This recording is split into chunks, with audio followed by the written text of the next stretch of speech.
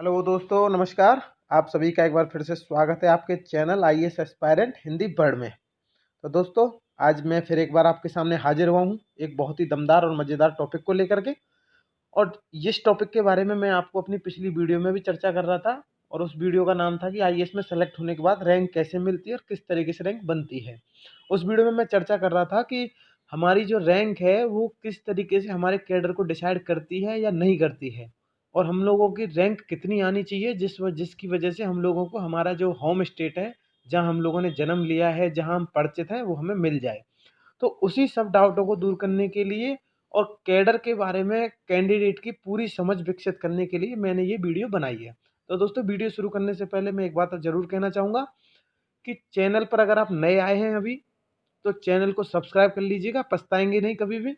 आपको बहुत ही बढ़िया बढ़िया जानकारी मिलेंगी। जैसे ही आप सब्सक्राइब करेंगे तो आपको मेरी 8 या 10 वीडियो ऐसी मिलेंगी जिनको आप अगर देखोगे तो आपकी यूपीएससी की तैयारी पूरी तरीके से बदल जाएगी। दूसरा, मैं ये कहना चाहता हूँ, अगर आपको वीडियो पसंद आए तो बीच लास्ट में लाइक और शेयर जरूर करिएगा दोस्तों। तो चलिए स्टार्ट करते हैं। IAS cadre allocation policy. IAS IPS IFS को कैडर एलोकेट कैसे होता है। अब इसमें दोस्तों देखिए 3-4 पॉइंट हैं। वाई कैडर, कैडर क्या है।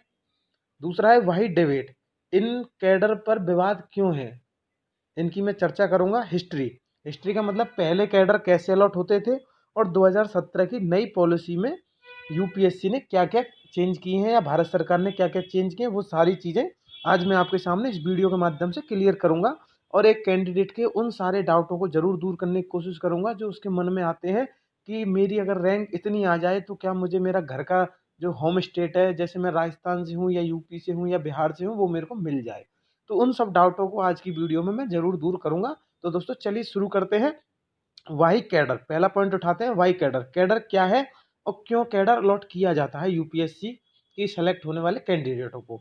तो कैडर दोस्तों देखिए क्यों अलॉट किया जाता है, तो उसके लिए मैं आपको बता दूं कि कैडर अलॉट करने के लिए भारत में 3 तरीके की सर्विस है। पहला है सेंट्रल सर्विस, केंद्रीय सेवा। दूसरा है एआईएस, ऑल इंडिया सर्विस है, जिनको हम आईएएस आईपीएस और आईएफएस बोलते हैं। और तीसरी है स्टेट पीसीएस। तो दोस्तों देखिए, जो आपकी स्टेट पीसीएस होती है, ये तो जिस स्टेट में कैंडिडेट सेलेक्ट होता है उसी स्टेट में जॉब करता है, तो वहाँ कैडर का कोई रोल नहीं होता। उसको जिंदगी भर उसी स्टेट में जॉब करनी पड़ती है। जैसे मान लीजिए आप अगर यूपी से रहने वाले हैं, आपने यूपी स्टेट पीसीएस का एग्जाम दिया है, तो आपको उसी स्टेट में जॉब करनी पड़ेगी। सेंट्रल सर्विसेज का भी यही सेम रोल है। केंद्रीय सेवाओं में सेलेक्ट होने वाले कैंडिडेट केंद्र के द्वारा ही नियुक्त किए जाते हैं, केंद्र के द्वारा ही उनको सैलरी दी जाती है, केंद्र के द्वारा ही उनको पेंशन दी जाती है, और वो केंद्र के विभागों में ही काम करते हैं। इनका कोई कैडर नहीं होता है। जो कैडर का जो दोस्तों फंडा होता है, वो दोस्तों मोस्टली होता है आपका ऑल इंडिया सर्विस से, यानी कि आईएएस आईपीएस और आईएफएस के लिए। तो जो कैडर यूपीएससी और भारत सरकार मिलकर अलॉट करती हैं, वो 3 सर्विसेज के लिए होती हैं। एआईएस यानी कि आईएएस आईपीएस और आईएफएस के लिए। तो ये कैडर अलॉट क्यों किए जाते हैं। कैडर अलॉट करने का मतलब है दोस्तों, जैसे कि एक एग्जांपल दूं, मान लीजिए आप तमिलनाडु के रहने वाले हैं, या मान लीजिए आप हिमाचल के रहने वाले हैं, या मान लीजिए आप किसी भी स्टेट के हैं। अगर मान लीजिए आप मान लीजिए एक बिहार स्टेट के रहने वाले हैं, बिहार राज्य के हैं, और उसी बिहार राज्य के ही सारे कैंडिडेट जो है यूपीएससी या भारत सरकार अपॉइंट कर ले, तो फिर उसमें क्या होता है कि वहाँ एक बहुत बड़ा खतरा पैदा हो जाता है कि आप जो है उसी स्टेट से बिलोंग करते हैं जिस स्टेट को आपने प्रेफरेंस दी है दोस्तों। तो इसीलिए भारत सरकार ने और सरदार वल्लभ भाई पटेल ने क्या किया कि भारत की एकता, जब भारत जब स्वतंत्र हुआ था, तो उसके बाद भारत सरकार ने क्या किया कि भारत में एकता पैदा करने के लिए तो भारत सरकार ने कैडर लोकेशन पॉलिसी बनाई। तो कैडर की वजह से क्या होता है कि जैसे मान लीजिए आप राजस्थान के रहने वाले हैं, अगर आप बिहार में जाके काम करोगे तो वहाँ वहाँ की चीज़ों को आप समझ पाओगे, आपके अंदर जो है ना एक सेल्फिशनेस नहीं रहेगी। इसलिए भारत सरकार ने कैडर की पॉलिसी बनाई थी। तो दोस्तों आपकी समझ में आ गया होगा कि कैडर क्यों अलॉट किए जाते हैं। कैडर इसलिए अलॉट किए जाते हैं जिससे राष्ट्र में एकता बनी रहे। आप जब विविधता में एकता, जो भारत का फॉर्मूला है, भारत की संस्कृति का जो फॉर्मूला है, वो कैडर की पॉलिसी के माध्यम से भारत सरकार अचीव करने की कोशिश करती है। अब हम बात करते हैं दूसरे टॉपिक पर कि इस पर विवाद क्यों है दोस्तों, कि कैडर अलॉट तो कैसे हो, कैडर अलॉट किस लिए होते हैं ये मैंने आपको बता दिया। अब इस पर विवाद क्यों होते हैं उसको मैं अब आपको बताने वाला हूँ दोस्तों, कैसे विवाद होते हैं। हाँ, तो दोस्तों मैं बता रहा था कि जैसे मैंने आपको अभी पिछले टॉपिक में बताया था कि कैडर क्यों अलॉट होते हैं, ये नेशनल इंटीग्रेशन के लिए होते हैं। दूसरा डिबेट क्यों है, इस पर विवाद क्यों है। विवाद जो है, जो भारत सरकार का 2 मोटिव होते हैं कैडर अलॉट करने के, नेशनल इंटीग्रेशन यानी कि राष्ट्रीय एकता को बना के रखना। मान लीजिए बिहार बिहार का बच्चा है वो तमिलनाडु में जॉब कर ले, या राजस्थान का है वो यूपी में कर ले या एमपी में कर ले। इससे क्या है कि राष्ट्र की इंटीग्रेशन होता रहता है, यानी कि सब लोग जो है अलग-अलग राज्यों में जुड़ करके एक साथ काम करके राष्ट्रीय एकता को मजबूत करते हैं। लेकिन इससे एक थोड़ा-सा नुकसान भी दोस्तों होता है, जिसकी वजह से विवाद होते हैं। मान लीजिए पहले क्या होता था कि आप मान लीजिए तमिलनाडु के रहने वाले हैं, आपकी रैंक अच्छी आई है और रैंक अच्छी आने के बावजूद आपको तमिलनाडु कैडर नहीं मिलता है, पुरानी पॉलिसी के हिसाब से। मैं पुरानी पॉलिसी के हिसाब से बात कर रहा हूँ, जिसकी मैं आगे चर्चा करूँगा। और मान लीजिए आपको तमिलनाडु ना दे करके नेशनल इंटीग्रेशन के कारण आपको मणिपुर दे दिया जाता है, तो उससे क्या है कि आपका जो इंस्पायरेशन लेवल है, जो आपको प्रेरणा देता है जॉब करने की आईएएस की, वो आपका डाउन हो जाता है। दोस्तों सीधी-सी बात है, मान लीजिए आप बिहार के रहने वाले हैं और आपको काम करने के लिए दे दिया जाए अरुणाचल प्रदेश, तो आप वहाँ उस तरीके से काम नहीं कर पाओगे दिल लगा के, जो आप बिहार, एमपी, यूपी, राजस्थान में अपने होम स्टेट या होम स्टेट के आस-पास के राज्यों में कर सकते थे।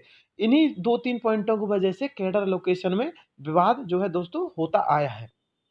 अब कैडर एलोकेशन की ब्रीफ हिस्ट्री क्या है, पहले कैडर एलोकेशन कैसे होता था, शुरू से पॉलिसी क्या थी जब से देश आज़ाद हुआ, उसके बारे में आपको आज चर्चा करने वाला हूँ। दोस्तों चैनल को सब्सक्राइब जरूर कर लेना। चैनल को सब्सक्राइब करने पर आपको मेरे चैनल पर बहुत सारी ऐसी वीडियो मिलेंगी जो आपकी आगामी 2021 की परीक्षा या 2022 की परीक्षा में बहुत मददगार साबित होंगी।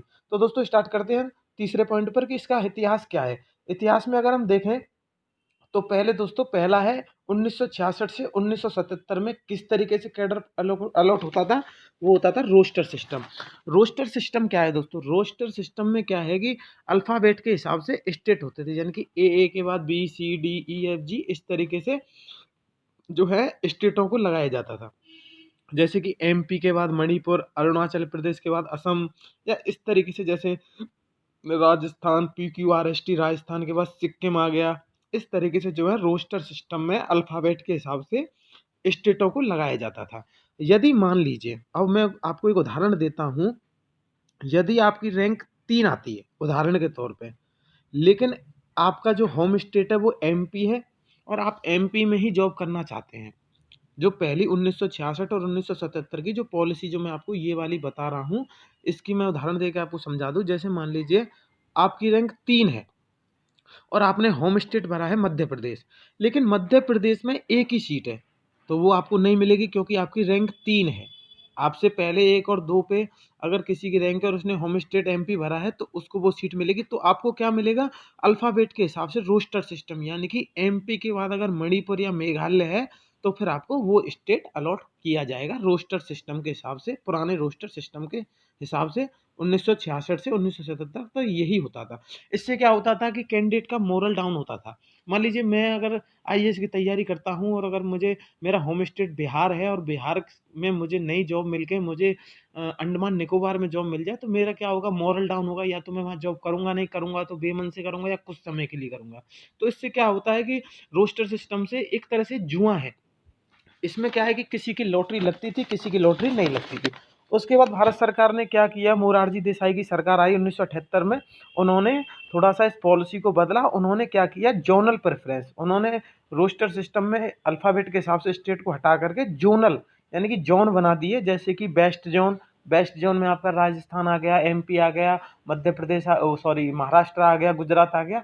तो आपको ज़ोन सेलेक्ट करने थे। आपको उस ज़ोन में, जैसे मान लीजिए आपका महाराष्ट्र होम स्टेट है। अब मान लीजिए आपने वेस्ट ज़ोन भरा, वेस्ट ज़ोन में आपको महाराष्ट्र नहीं मिलेगा तो कम से कम आपको राजस्थान मिल जाएगा आपके पास का, या आपके बॉर्डर से लगा हुआ गुजरात मिल जाएगा, या मान लीजिए आप उड़ीसा के रहने वाले हैं तो आपको पूर्वी ईस्टर्न ज़ोन में आपको पश्चिम बंगाल मिल जाएगा, या आपको झारखंड मिल जाएगा, या आपको और भी आपका जो ईस्टर्न एरिया है बिहार का वो मिल जाएगा। तो ये 1978 से 1983 तक ज़ोनल प्रेफ़रेंस पॉलिसी भारत सरकार की चली थी। उसके बाद 1984 से 2007 तक modify roster system Indira Gandhi की सरकार ने बनाया था, जो कि 2007 तक चला था। इसको मॉडिफाई रोस्टर भी हम लोग कह सकते हैं। इसमें कहा गया, इस पॉलिसी में, कौन सी पॉलिसी में, पॉइंट नंबर 3 पे मॉडिफाई रोस्टर में, इसमें कहा गया कि 1/3 सीट, यानी कि अगर मान लीजिए किसी स्टेट में 6 सीट है तो उसमें से 1/3 सीट उसी राज्य के लोगों को मिलेंगी। यानी कि अगर मान लीजिए किसी राज्य में 30 सीट है, तो 30 में से 10 सीट तो है इनसाइडर। इनसाइडर का मतलब होता है उसी राज्य के रहने वाले लोग, या उसी राज्य में रहने वाले लोग जो यूपीएससी की तैयारी कर रहे हैं और सेलेक्ट हो गए हैं, तो उसमें से 10 सीट यानी कि 1/3 सीट उसी राज्य के लोगों को मिलेंगी, और 20 सीट जो है आउटसाइडर को मिलेंगी, यानी कि बाहर के लोगों को मिलेंगी। इसका अनुपात क्या होता था? 1:2, यानी कि अगर 3 सीट है तो 3 सीट में से 1 सीट आपको इनसाइडर के लिए मिलेगी और 2 सीट जो है आउटसाइडर के लिए। हाँ, तो दोस्तों मैं बता रहा था, उसके बाद भारत सरकार ने 2008 से फिर कैडर लोकेशन पॉलिसी को चेंज किया, जो कि 2016 तक चली थी। इसमें क्या था, सरकार ने शुरू किया प्रेफरेंस देना। इसमें कैंडिडेट को ऑप्शन दिया गया कि वह अपने स्टेट को और अपनी सर्विस को एक प्रेफरेंस में दे सकता है। यानी कि वह, जैसे मान लीजिए उदाहरण दूं मैं, अगर तो मान लीजिए आप महाराष्ट्र से हैं तो आपने फर्स्ट प्रेफरेंस आप ऑब्वियसली है महाराष्ट्र को ही रखोगे एक नंबर पे।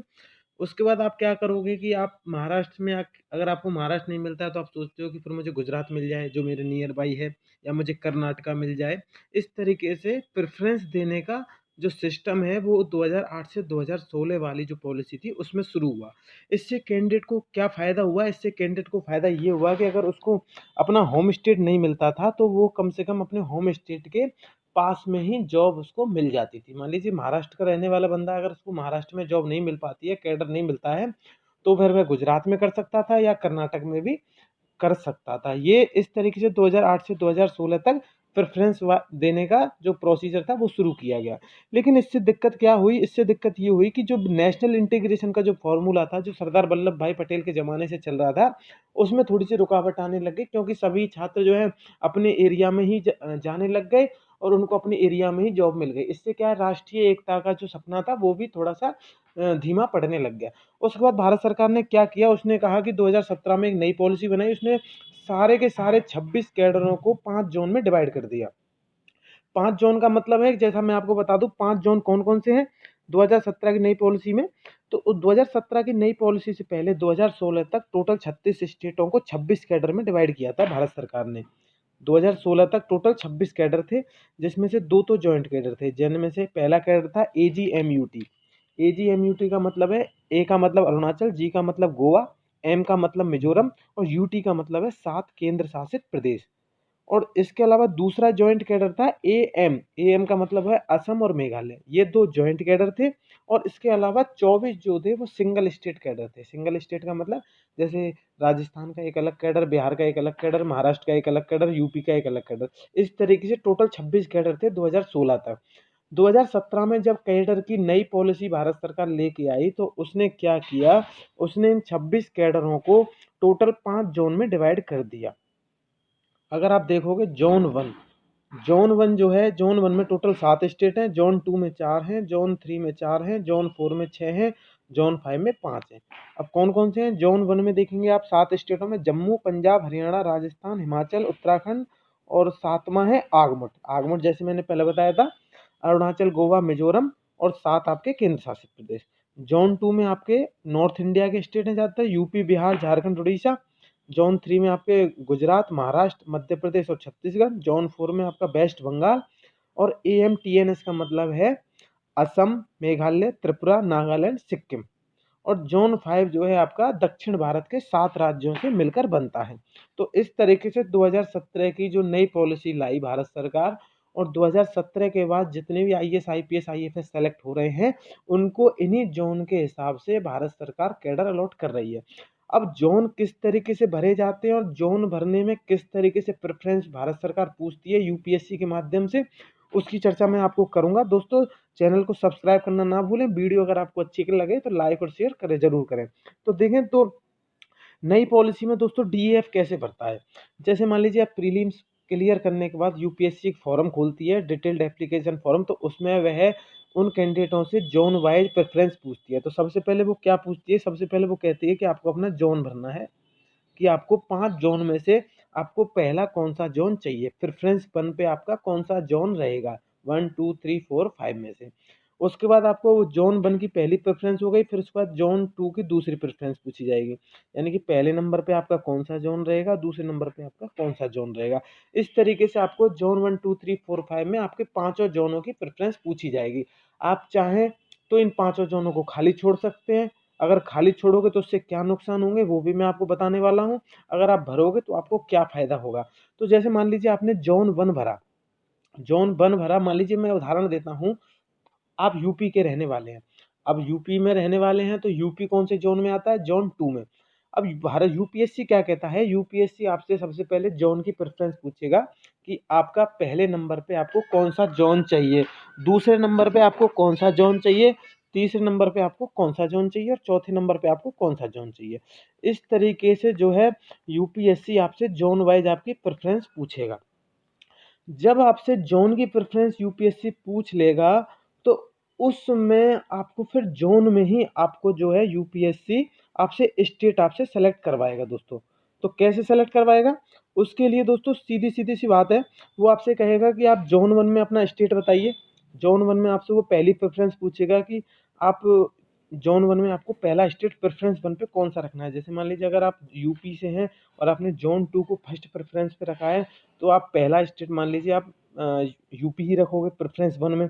उसके बाद आपसे ज़ोन 1 में ही दूसरी प्रेफ़रेंस पूछेगा कि आपको दूसरी प्रेफ़रेंस पे अगर आपको यूपी नहीं मिलता है तो आपको ज़ोन 1, 2 में ही दूसरी प्रेफ़रेंस कौन-सी चाहिए। इस तरीके से वो 1, 2, 3, 4, 5 पाँचों ज़ोनों में से पाँचों ज़ोनों से पाँचों स्टेट आपसे 1, 2, 3, 4, 5 प्रेफ़रेंस के हिसाब से पूछता है। तो दोस्तों यहाँ बात आती है कि अगर आप ज़ोन नहीं भरते हैं तो क्या होगा? ज़ोन अगर आप नहीं भरते हैं दोस्तों तो क्या होता है सॉरी दोस्तों, अगर आप ज़ोन नहीं भरते हैं, ज़ोन नहीं भरोगे तो यूपीएससी क्या समझता है कि इस कैंडिडेट के लिए पाँचों ज़ोन समान हैं। तो उसके बाद क्या होता है कि जब सारे एस्पायरेंट जिन्होंने ज़ोन भरा था, ज़ोन वाइज़ प्रेफ़रेंस भरी थी, उन सबको जब ज़ोन और स्टेट अलॉट हो जाएँगे तो जो बाकी के जो स्टेट बचेंगे, उन स्टेटों में आपको जॉब दी जाएगी। मान लीजिए आपने गलती से ज़ोन नहीं भरा या जानबूझ के ज़ोन नहीं भरा, आप यूपी के रहने वाले हैं, उत्तर प्रदेश के रहने वाले हैं, तो होगा क्या जब सारे कैंडिडेट को कैडर अलॉट हो जाएगा, सब पोस्ट भर जाएँगे, जो बाकी के कैडर बचेंगे, चाहे वो अरुणाचल प्रदेश का बचा हो, चाहे वो दिल्ली का बचा हो, चाहे वो राजस्थान का बचा हो, चाहे वो अंडमान निकोबार का बचा हो, आपको उन कैडर में फिर आपको जॉब करनी ही पड़ेगी। तो तरीका क्या है ज़ोन भरने का? सबसे पहले आपको सबसे पहले आपको प्रेफ़रेंस 1 में आपको ज़ोन भरने हैं, प्रेफ़रेंस 1, 2, 3, 4, 5 में, 1, 2, 3, 4, 5 ज़ोन करके, उसके बाद आपको ज़ोन के अंदर ही आपको अपनी स्टेट की प्रेफ़रेंस भी भरनी है। जैसे मान लीजिए आप ज़ोन 1 में जम्मू कश्मीर को प्रेफ़रेंस 1 पे रखते हो, ज़ोन 1 में ही आप सेकंड प्रेफ़रेंस पे हरियाणा को रखते हो। इसके बाद आपसे सेकंड प्रेफ़रेंस ज़ोन की पूछी जाती है, तो आप दूसरी नंबर पे जो ज़ोन रखते हो आप ज़ोन 2 को रख लेते हो, फिर उसमें भी आप अपने स्टेट सेलेक्ट करते हो। तो कहने का मोटा-मोटा सा मतलब है कि यूपीएससी क्या करवाता है, सबसे पहले वो ज़ोन की प्रेफ़रेंस पूछता है कि आपको पहले नंबर पे कौन-सा ज़ोन चाहिए, दूसरे नंबर पे कौन-सा ज़ोन चाहिए, तीसरे पे कौन-सा चाहिए। उसके बाद यूपीएससी आपसे कहता है कि आपको इन्हीं ज़ोनों के अंदर पहले नंबर पे कौन-सा राज्य चाहिए, दूसरे नंबर पे कौन-सा राज्य चाहिए, तीसरे पे कौन-सा चाहिए। तो दोस्तों अब मैं बात करता हूँ कि होम कैडर, अगर मान लीजिए आपको होम कैडर चाहिए और आपकी रैंक भी ठीक-ठाक है, तो उसमें क्या होगा कि आपको होम कैडर आपको तब मिलेगा जब वो आपका ज़ोन 1 की पहली प्रेफ़रेंस हो और प्रेफ़रेंस 1 ही आपका स्टेट हो। यानी कि उदाहरण दे दूँ, जैसे मान लो आपका होम स्टेट जो है वो बिहार है, उदाहरण के तौर पे। तो ऑब्वियसली सीधी-सी बात है आप ज़ोन 2 को अपने पहली प्रेफ़रेंस पे रखोगे। ठीक है दोस्तों? उसके बाद अगर आपने बिहार को भी अपनी पहली प्रेफ़रेंस स्टेट में रखा है, भई आपने ज़ोन 2 को पहली प्रेफ़रेंस में रख लिया और बिहार को भी अगर आपने पहले प्रेफ़रेंस स्टेट में रखा है, तभी आपको होम कैडर मिलेगा। समझ में आया दोस्तों? कहने का मतलब है कि अगर आपको होम स्टेट चाहिए तो वो होम स्टेट आपका प्रथम प्रेफ़रेंस ज़ोन में और प्रथम प्रेफ़रेंस स्टेट में होना चाहिए। अगर मान लीजिए मैं तमिलनाडु का रहने वाला हूँ, तो मेरा ज़ोन 5 क्योंकि तमिलनाडु ज़ोन 5 में आता है, तो ज़ोन 5 जो है मेरा पहली प्रेफ़रेंस पे होगा और तमिलनाडु को भी मैं पहली प्रेफ़रेंस के स्टेट पे रखूँगा। अगर आपने ये नहीं करोगे, तो आपको फिर होम स्टेट यूपीएससी नहीं देगी दोस्तों। अब इसमें थोड़ा-सा दिमाग लगाने की बात है दोस्तों कि ज़ोन भरने के बाद ज़ोन भरने में हम करें क्या? देखिए, हर कोई ज़रूरी नहीं है कि आपकी रैंक नंबर 1 ही आ जाए या नंबर 2 आ जाए क्योंकि रैंक जो है आपके कैडर को डिसाइड करती भी है और थोड़ा-सा हो सकता है कि ये आपके 20 या 30% आपको नेगेटिव इम्पैक्ट दे दे। तो उसके लिए क्या है दोस्तों, जैसे मान लीजिए अगर आप राजस्थान के रहने वाले हैं और आपने जो है अपना होम स्टेट जो है राजस्थान भरा है, ठीक है दोस्तों। उस और आप जनरल कैटेगरी से बिलोंग करते हैं, तो आपने जोन 1 को आपने प्रथम प्रेफरेंस पे रखा, फर्स्ट प्रेफरेंस पे, और राजस्थान को भी आपने फर्स्ट प्रेफरेंस पे रखा, तो कायदे से तो आपका होम प्रेफरेंस या आपका होम स्टेट होगा। लेकिन आप जनरल कैटेगरी से भी हैं। उसके बाद दोस्तों क्या चक्कर घूमता है कि होम कैडर नहीं मिल पाता रैंक बनाने के बावजूद। कैसे नहीं मिलेगा वो मैं आपको बताने वाला हूँ। उसके लिए दोस्तों जैसे कि मैं बता दूं कि यूपीएससी कैडर लोकेशन के लिए क्या करती है। कैडर लोकेशन जो होता है दोस्तों, उसमें सबसे पहले इनसाइडर वैकेंसी भरी जाती है, यानी कि होम स्टेट की 1/3 सीटें, जैसे मैंने आपको पहले बताया था कि रैंक बनाने के बावजूद भी होम स्टेट क्यों नहीं मिलता है, उसकी चर्चा मैं अब कर रहा हूँ। थोड़ा सा ध्यान से सुनिएगा, ये बहुत ही इंपॉर्टेंट है। तो कैडर लोकेशन कैसे होता है? सबसे पहले यूपीएससी क्या करती है, वो सबसे पहले होम स्टेट वालों को बुलाती है। होम स्टेट वालों को डीओपीटी के माध्यम से इनसाइडरों की भर्ती वैकेंसी भरी जाती है। अब मान लीजिए आप राजस्थान के रहने वाले हैं, आपने जोन 1 को फर्स्ट प्रेफरेंस पे रखा और राजस्थान को भी फर्स्ट प्रेफरेंस पे रखा, लेकिन आपको होम स्टेट नहीं मिल पाया। क्यों नहीं मिल पाया, उसके पीछे मैं 2-3 आपको लॉजिक देने वाला हूँ। वो कैसे? जैसे मान लीजिए आप जनरल कैटेगरी के हैं, और जनरल कैटेगरी में मान लीजिए उस साल, यानी कि 2020 का मैं उदाहरण देके चलूँ, तो 2020 में मान लो राजस्थान में जनरल कैटेगरी में इनसाइडर की वैकेंसी नहीं है आईएएस की, और आप किस में हो? जनरल कैटेगरी में हो, इनसाइडर, यानी कि आप राजस्थान के ही रहने वाले हो। तो सीधी सीधी सी बात है कि इनसाइडर में आपको आईएएस वहाँ पे नहीं मिलेगा। उसके बाद क्या होगा, फिर आपने जोन 1 में ही कोई दूसरी प्रेफरेंस स्टेट की भरी है, यानी कि आपने राजस्थान के अलावा मान लीजिए हरियाणा भर दिया है, और हरियाणा में इनसाइडर की जनरल की वैकेंसी आईएएस की है, तो फिर आपको आईएएस अलॉट हो जाएगा हरियाणा में।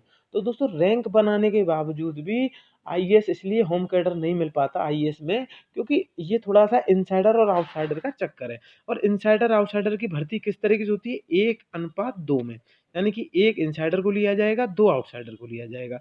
तो इसका तरीका क्या होता है दोस्तों, मान लीजिए किसी साल में 4 सीटें हैं, उसका फॉर्मूला क्या है?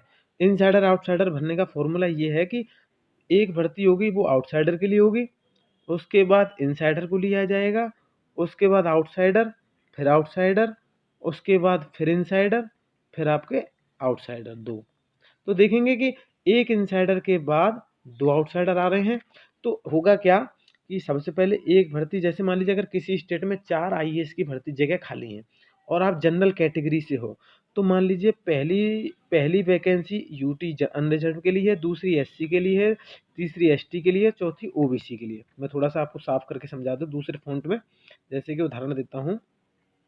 मान लीजिए 4 वैकेंसी हैं और वो इस तरीके से हैं, पहली वैकेंसी आउटसाइडर के लिए, दूसरी इनसाइडर के लिए, तीसरी आउटसाइडर के लिए, और चौथी आउटसाइडर के लिए। ठीक है दोस्तों। अब मान लीजिए ये जनरल के लिए है, ये एससी के लिए है, ये एसटी के लिए है, और ये ओबीसी के लिए, फॉर एग्जाम्पल। ठीक है दोस्तों। अब मान लीजिए आपकी रैंक बन आती है।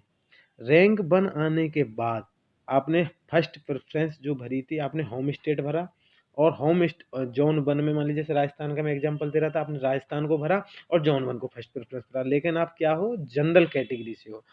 अब देखिए कि उस साल राजस्थान में जनरल कैटेगरी में इनसाइडर की वैकेंसी 4 पोस्ट में है कि नहीं।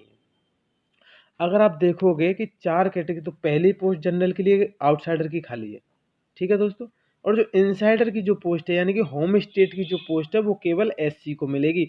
जनरल की जो पोस्ट है वो आउटसाइडर के लिए है।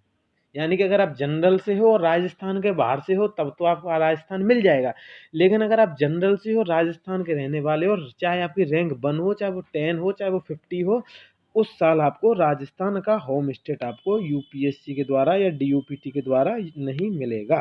तो दोस्तों आपको समझ में आ गया होगा कि कैडर लोकेशन इस तरीके से होता है। सॉरी दोस्तों। तो इनसाइडर की वैकेंसी भरती है कैडर लोकेशन में पहले। उसके बाद क्या होता है? Exchange system. दूसरा तरीके से कैसे कैडर लोट होता है? Exchange system. मान लीजिए किसी राज्य में होम स्टेट में उम्मीदवार जागे हों, जैसे मान लीजिए 4 सीटें और उम्मीदवार हैं 10। ठीक है दोस्तों। अब मान लीजिए, या मैं थोड़ा सा इसको रिवर्स कर देता हूँ। मान लीजिए हमारे पास 10 सीट है और उम्मीदवार हैं 5। ठीक है दोस्तों, सीट ज़्यादा है। तो इसको एक्सचेंज सिस्टम से कैसे भरा जाता है, तो एक्सचेंज सिस्टम का जो सरकार का फॉर्मूला है, तो जो सीटें 5 बचेंगी, जैसे 5 तो कैंडिडेट हैं ही हैं यूपीएससी के पास, बाकी के 5 बचते हैं, तो 5 को कैसे बदला जाएगा। मान लीजिए कि जनरल की अगर कोई सीट खाली है और जनरल का कैंडिडेट नहीं है, तो उसको फिर एसटी में कन्वर्ट किया जाएगा, यानी कि वो सीट फिर एसटी को मिलेगी। अगर एसटी का कैंडिडेट नहीं है तो फिर वो एससी को मिलेगी। अगर एससी का भी कैंडिडेट नहीं है तो फिर वो सीट जो है ओबीसी को कन्वर्ट की जाएगी। ये फॉर्मूला जो है भारत सरकार फॉलो करती है एक्सचेंज सिस्टम में। एक्सचेंज सिस्टम का मतलब है कि अगर सीट ज़्यादा हो, उम्मीदवार कम हो, और तब क्या होता है, तब जैसे जनरल की सीट को एसटी में कन्वर्ट कर दिया जाता है, एसटी की सीट को एससी में, एससी की सीट को ओबीसी में। इस तरीके से एक्सचेंज सिस्टम से भारत सरकार जो है अपनी जो है सीटों को भरती है। तो दोस्तों उसके बाद क्या होता है, उसके बाद अगर किसी राज्य में मान लीजिए होम स्टेट में उम्मीदवार कम हो और सीट ज़्यादा हो, तो होगा क्या, उस केस में भी एक्सचेंज सिस्टम का फॉर्मूला जो है भारत सरकार लागू करती है। उसके बाद अब एक्सचेंज सिस्टम आपका हो गया, एक्सचेंज सिस्टम के बाद आता है आउटसाइडर वैकेंसी। अब जो वैकेंसी बचती हैं 2/3, उनको फिर आउटसाइडर से भरा जाएगा। फॉर्मूला जैसे मैंने बताया था, पहली वैकेंसी आउटसाइडर के लिए, फिर इनसाइडर के लिए, फिर आउटसाइडर के लिए, फिर आपकी आउटसाइडर के लिए। इस तरीके से आउटसाइडर, इनसाइडर, आउटसाइडर, आउटसाइडर, इस तरीके से इनसाइडर और आउटसाइडर का फॉर्मूला कैडर लोकेशन में सरकार द्वारा अपनाया जाता है। तो दोस्तों अगर आपको आज की जानकारी अच्छी लगी हो तो चैनल को सब्सक्राइब करिएगा, वीडियो को लाइक करना ना भूलें और अपने दोस्तों को भी शेयर करें। हो सकता है किसी को ये वीडियो मदद करने में साबित हो जाए। और इसके अलावा अगर आप मेरे चैनल को सब्सक्राइब करेंगे तो मेरे चैनल पर बहुत सारी अच्छी जानकारी हैं जो आपकी प्रीलिम्स और मुख्य परीक्षा में मददगार साबित होंगे। तो दोस्तों आज की वीडियो में बस इतना ही, मिलते हैं अगले नए टॉपिक के लिए। तब तक के लिए शुभ रात्रि, धन्यवाद।